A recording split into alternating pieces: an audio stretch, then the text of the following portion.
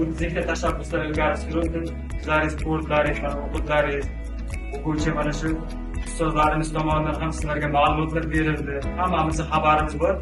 Shu munosabat bilan mana shu uchrashuvdagi yuridik tashabbusda eng birinchi tashabbus belgilab berdilarki, muhtaram prezidentimiz har hafta payshanba kuni o'sha vazirliklarda, idoralarda, hokimliklarda, tashkilotlarda rahbarlar va yoshlar uchrashuvi, yoshlar kunida belgilab berdi. Shu munosabat bilan mana bugun bizda ta'lim muassasamizda mana shu yangi shahrimizdagi tashkilot rahbarlarini taklif etganmiz. Shuning uchun Mahalla bankiri degan bizda shtatlar ochilgan. U hozir bitta bizda o'zimizni bizda shaharimiz bo'yicha aytiladigan bo'lsa, lekin u boshqa tumandan kelgan taalluqli-da bu yo'nalish.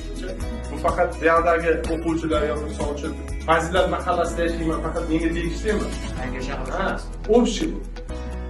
Kimda qanaqa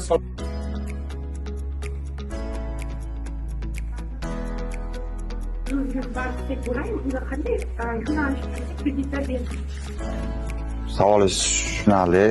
Muhtaram prezidentimiz tomonidan PK60 ya'ni yoshlarga doir kreditlar ajratish bo'yicha yo'lga qo'yilgan doir kreditlarimiz chiqarilyapti. Ya'niki birinchi toifadagi jismoniy shaxslar uchun bo'ladi, ikkinchi toifadagi yuridik shaxslar, ya'ni yuridik faoliyat bilan shug'ullanayotgan.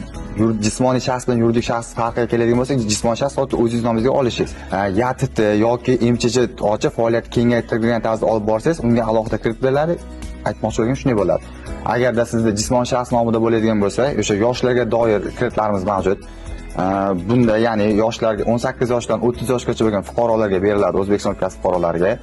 Faoliyatingizdan kelib chiqib, o'zingiz band qilgan holatda 60 million so'mgacha kreditlar ajratilib kelyapti. Ya'ni boshlashingiz uchun faoliyatingizni. Agarda faoliyatingiz boshlangan bo'lib turib, uni rivojlantirish jarayoniga olib boraman deydigan bo'lsangiz, mana kengaytiraman deydigan bo'lsangiz, siz ungacha 100 milliongacha, 200 milliongacha, 300 million so'mgacha YATT yoki o'sha YATT yoki MCH ochish natijasida davlat ro'yxatidan o'tib kredit olishingiz mumkin bo'ladi.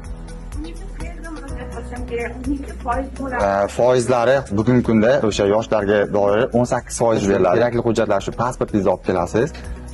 Keyin o'zingiz band qilgan ma'lumotnoma asosida birlamchi hujjatlaringiz o'rganib, ko'rib chiqilib, kreditga aloqador bo'lsangiz chiqarib beriladi. Bankka murojaat qilamanmi yo boshqa mutaxassislarga murojaat? To'g'ridan-to'g'ri bankka murojaat qilsangiz ham bo'ladi. Birinchi hujjatlaringiz, kredit tarixlaringiz, anularingiz, qarz yuklari degan bandlari bor, o'shalarni ko'rib chiqilib, shunga qarab kredit ajratib beriladi.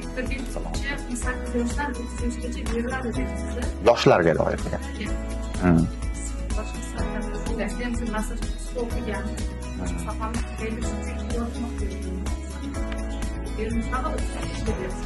Yo, bu 30 yoshgacha degan qarorda ko'rsatilgan, asosan boya opamiz aytgani 18 yoshdan 30 yoshga yoshlar nazarda tutiladi. Siz agar maslahat bo'yicha oladigan bo'lsangiz, boshqa imtiyozli kreditlaringiz ham bankimizda mavjud. Ya'ni tomonidan yoshlar uchun berilgan imkoniyat 28-anaqasida yoshlarni uy-joy bilan ta'minlash bo'yicha berilgan.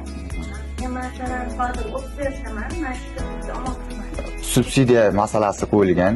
Agarda yagona darcha orqali yoki o'zingizning MyGov ilovangiz orqali subsidiyaga ariza topshiradigan bo'lsangiz, sizda subsidiya yutish imkoniyatingiz kelib chiqiladi. Binskka birinchi qadam kredit mahsulotimiz mavjud.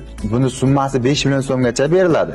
Ya'niki siz misol uchun qo'lingizda tikuvchilik keladi, lekin 5 million so'mga masalan oddiy kichkina faoliyatingiz bilan tikuv mashinka olmoqchi deysiz, o'zingiz band qilib. O'sha asosda 5 million so'mgacha olishingiz mumkin. Muddati 3 yil muddatgacha beriladi. Foizlari boya aytgandek 24% dan bo'ladi. Bunda o'zingiz band qilgan ma'lumotnoma va shaxsingizga tasdiqlovchi hujjat asosida kredit ajratib beriladi.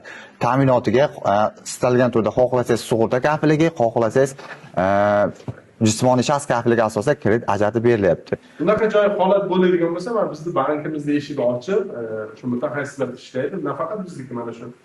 Bu bizni o'zimizning shaharda yashagan o'sha faoliyatini qilmoqchi bo'lgan. Mana ishlayapman deyapti-da, lekin biznes ham qilmoqchiman deyapti. Misol uchun o'shani hech o'ylanmasdan uni qilsa bo'ladi. Misol uchun biz oyligini talab qilmaymiz. 18 yoshga to'lgan boyaga biznesga birinchi qadam 60 yoshgacha. Yo'q, 60 yoshgacha, 18 yoshdan 60 yoshgacha bo'lgan fuqarolar. Eng oson yo'li, sizda ish haqi ham so'ramaymiz, boshqasini ham qiziqmaymiz, siz uyda ochmoqchisiz. Mana shu 17 millionlikmi, 15 million. 15 millionlik startap. Olsangiz misol uchun 15 millionlik olsangiz. aniq o'zingizni hisob kitobingizni qilsangiz, men uchun u 25 yo 24% bemalol o'zini oqlaydi. Loyihangiz, biznes g'oyangiz kelajakda siz uchun juda katta loyiha bo'lib ketadi. Частный klinika ochishingizga sabab bo'ladi.